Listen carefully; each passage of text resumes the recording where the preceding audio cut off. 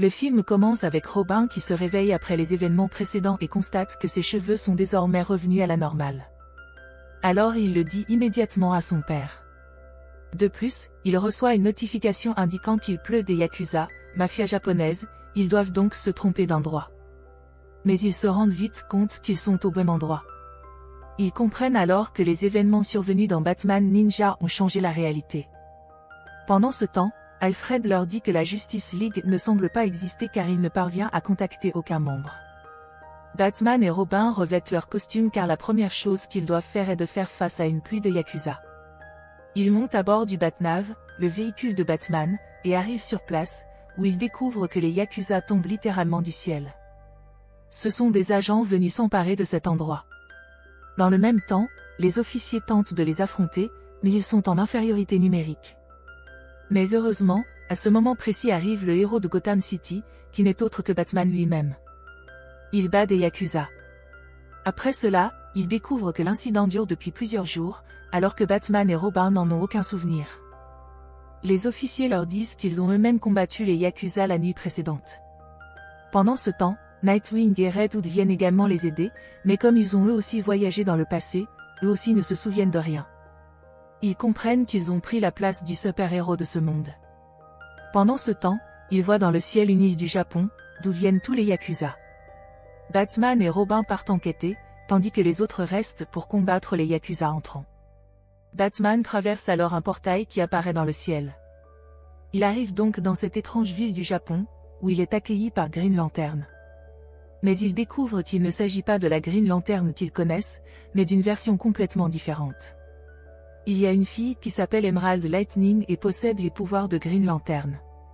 Ce nouveau méchant leur dit alors qu'ils sont en territoire « merde », alors elle leur dit de se rendre immédiatement. Mais bien sûr, Batman et Robin s'échappent. Cependant, en passant au-dessus du lac du Japon, ils découvrent qu'il s'agit d'une autre version d'Aquaman, une créature appelée Asha, le dragon d'eau. Il les insulte également et leur demande de quitter son quartier. Alors Batman et Robin lui échappent au lieu de le combattre. De leur côté, Nightwing et Red Robin découvrent qu'une tornade est arrivée, qui vient en réalité de l'autre côté du portail. Il s'agit d'une autre version du Flash, connue ici sous le nom de Fast Barrel. Il leur dit qu'ils devront payer un prix pour avoir vaincu ses gardes. De cette façon, un conflit commence entre eux.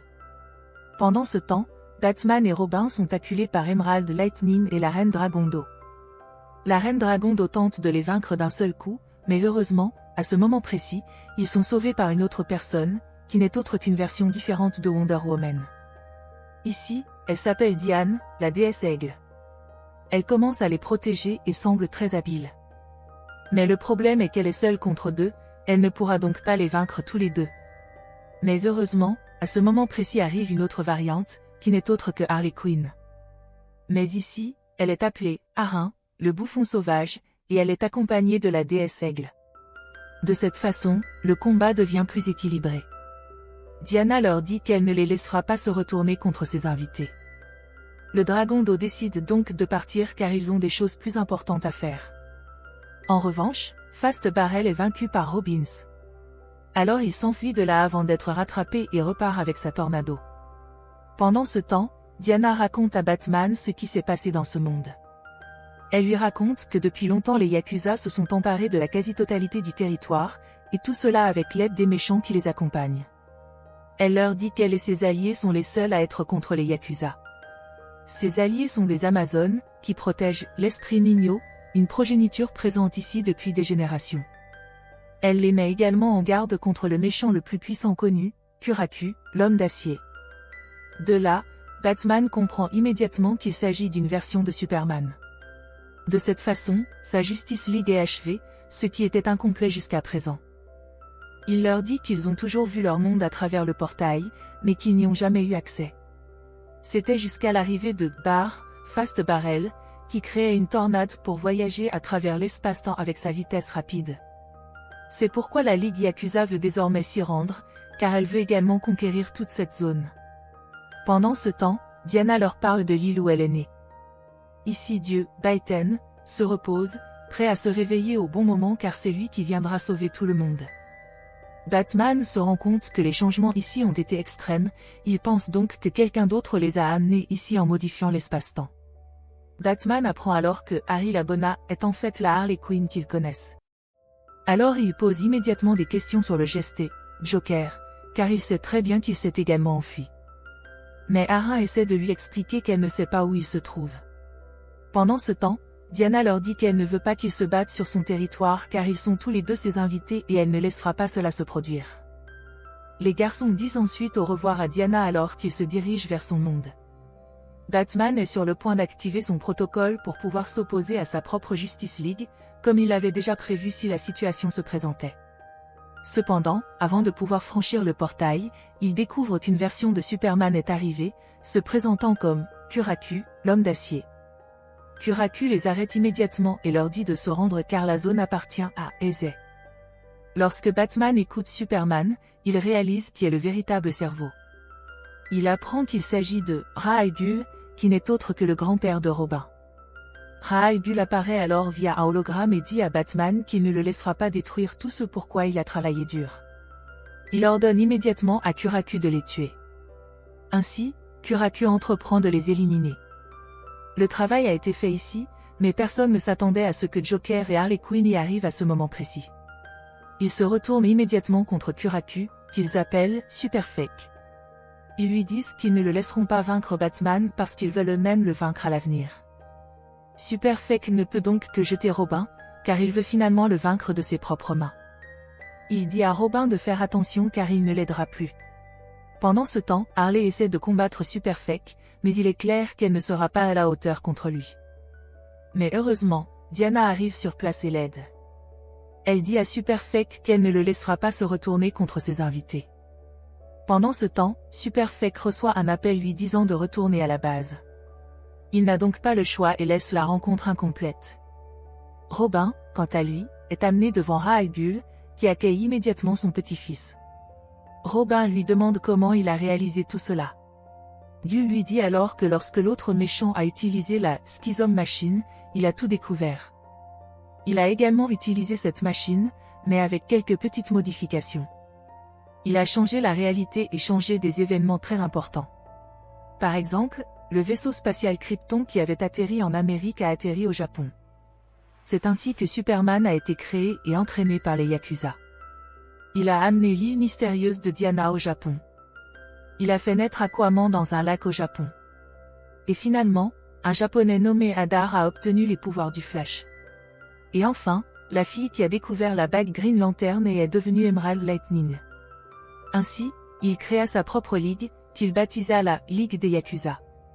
Tout cela est basé sur ce qu'il appelle une Machine Schism, un système d'origami en 4 dimensions. Grâce à cela, il a atteint son objectif en changeant les événements. Désormais, il ira à l'encontre de l'autre monde pour tout prendre sous son contrôle. Il dit à Robin que s'il l'accepte, il lui donnera tout son héritage. Il dit que lui et sa Ligue Yakuza apporteront la paix dans ce monde à leur manière. Cependant, Robin n'est clairement pas d'accord avec cela. Alors Ghul l'enferme et lui dit qu'il le gardera là jusqu'à ce qu'il change d'avis. Batman, quant à lui, raconte aux autres ce qui se passe. On voit ici que Red Hood les a également rejoints. Cependant, ils savent qu'ils ne feront pas le poids face aux membres restants de la Justice League, et notamment au fake Superman. Mais Batman leur dit que ce sont toutes des versions différentes des versions originales, donc elles ne sont pas aussi solides que les versions originales. Il leur dit qu'ils peuvent les vaincre en profitant de leurs faiblesses. Batman demande donc à Alfred de tout préparer avec son nouveau mécanisme. Alfred leur montre une vidéo de présentation de ces nouvelles machines, réalisées dans le style ancien de l'animation. Il essaie de les impressionner avec cette nouvelle intro, mais les garçons ne semblent pas beaucoup l'apprécier. D'un autre côté, Ghul dit à Superfake qu'ils attaqueront bientôt un autre monde. Il lui dit d'être prêt car il va tout gagner. De plus, il lui dit qu'il a envoyé le Dragon d'eau et le roi d'émeraude à Diana afin qu'ils puissent s'emparer de son territoire. Pendant ce temps, Diana reçoit un message du Dragon d'eau, qui la défie dans un combat en tête-à-tête pour décider qui gardera le territoire. Diana accepte ce défi et chante une chanson très inspirante. Elle sait que tout est en jeu, mais elle affirme qu'elle fera tout ce qui est en son pouvoir pour protéger son territoire. Alors commence la bataille contre le Dragon d'eau. Il semble que les deux soient très habiles et que leurs forces soient égales. Mais le problème est qu'à ce moment précis arrive Green Lantern, qui a piégé les compagnons de Diana. Il lui dit de se rendre, mais heureusement, Geste et Harley Quinn l'aident immédiatement. Le combat devient ainsi plus intense. Cependant, après quelques mouvements, Diana semble perdre. Fait que Superman, Kuraku, est donc prêt à terminer le travail, tandis que Geste, Harley Quinn, a ses propres ennuis. Mais heureusement, Batman et les autres arrivent pour les aider. Ils piègent tous les deux les méchants et les séparent des autres. Il est clair que la Justice League est prête à les vaincre. De leur côté, Bulk, Superfect et Barry, Flash, préparent leur peuple à attaquer un autre monde. Ils ont l'impression que le monde leur appartient, alors ils sont prêts à s'en emparer. Pendant ce temps, Batman combat Fake Aquaman, tandis que la Reine de la Nuit, Diana, se bat contre Green Lantern. Green Lantern se rend plus fort en enfilant un super costume, mais le problème est que le Fake Flash le piège. On dirait qu'il l'a vaincu, mais en réalité, il n'a jamais été à l'intérieur du costume. Il vient par derrière et l'endort et lui dit que s'il ne pouvait pas gagner avec le costume, il ne pourrait certainement pas gagner sans le costume. D'un autre côté, Batman tente de contrôler le faux Aquaman, mais a du mal. Heureusement, Diana vient à son secours. Ensemble, ils le piègent et Batman le neutralise à l'aide d'un champ d'électrolyse aquatique. Cependant, à ce moment-là, il voit que Barry a activé l'appareil de Bull alors qu'il se prépare à envoyer un certain nombre de Yakuza dans un autre monde.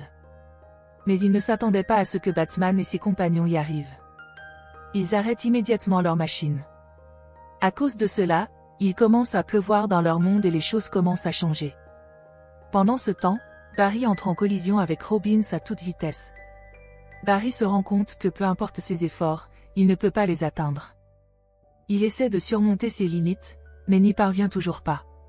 Cependant, il se rend vite compte qu'il n'avait qu'une illusion. Fatigué de tout cela, il veut prendre quelque chose pour reprendre des forces, mais malheureusement c'est le piège de Robin qui l'endort. Cependant, ils doivent encore composer avec l'ennemi le plus puissant, qui n'est autre que Superfect, Kuraku.